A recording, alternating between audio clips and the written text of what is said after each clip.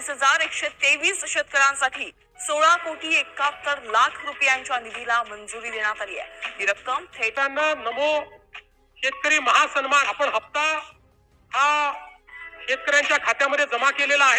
नमस्कार शेतकरी मित्रांनो, आजची बातमी राज्यातील हजारो शेतकऱ्यांसाठी अत्यंत आनंदाची आणि महत्त्वाची आहे। नमो शेतकरी महासन्मान निधी योजनेअंतर्गत तब्बल 22,123 शेतकऱ्यांना 16,71,00,000 रुपयांचा निधी वितरित करण्यात आलेला आहे। मुख्यमंत्री यांनी स्वतः याबद्दल माहिती सुद्धा दिलेली आहे। अनेक पात्र शेतकऱ्यांच्या खात्यामध्ये हप्त्याची रक्कम जमा होण्यास सुरुवात झालेली आहे। परंतु मित्रांनो, तुमच्या खात्यात पैसे जमा झाले आहेत का? कोणत्या शेतकऱ्यांना याचा लाभ मिळणार आहे? पुढचा हप्ता कधी जमा होणार आहे?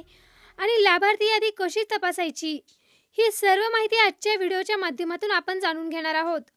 नमो शेतकरी महासन्मान निधी योजनेअंतर्गत केंद्र सरकारच्या PM किसान सन्मान निधी योजनेप्रमाणेच महाराष्ट्र सरकारने नमो शेतकरी महासन्मान निधी योजना सुरू केलेली आहे। या योजनेअंतर्गत पात्र शेतकऱ्यांना दरवर्षी 6,000 रुपयांची आर्थिक मदत दिली जात असते। PM किसानचे 6,000 रुपये आणि नमो शेतकरीचे 6,000 रुपये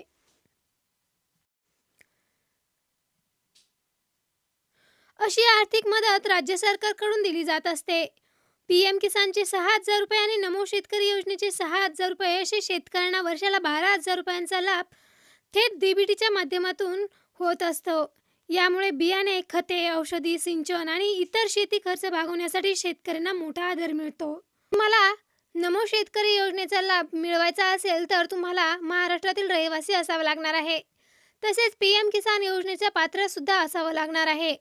आधार कार्ड बँक खात्याशी लिंक असणे गरजेचे आहे। तसेच KYC पूर्ण केलेली असणे गरजेचे आहे। जमिनीची पडताळणी पूर्ण झालेली असणे सुद्धा गरजेचे आहे।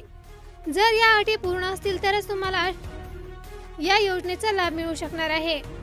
मित्रांनो, अनेक शेतकरी विचारत होते की पैसे आले की नाही हे कसे चेक करायचे। यासाठी तुम्हाला बँक पासबुक अपडेट करावे लागेल। मोबाईलवर तुम्हाला एक मेसेज येईल, तो सुद्धा चेक करावा लागेल। नेट बँकिंग किंवा UPI ॲपमधून बॅलन्स तपासावा लागेल। PM किसान पोर्टलवर जाऊन लाभार्थी यादी चेक करावी लागेल। जर पैसे आले नसतील तर KYC आणि आधार लिंकिंगची माहिती तपासून घ्यावी लागेल। पैसे न आल्यास काय करायचे?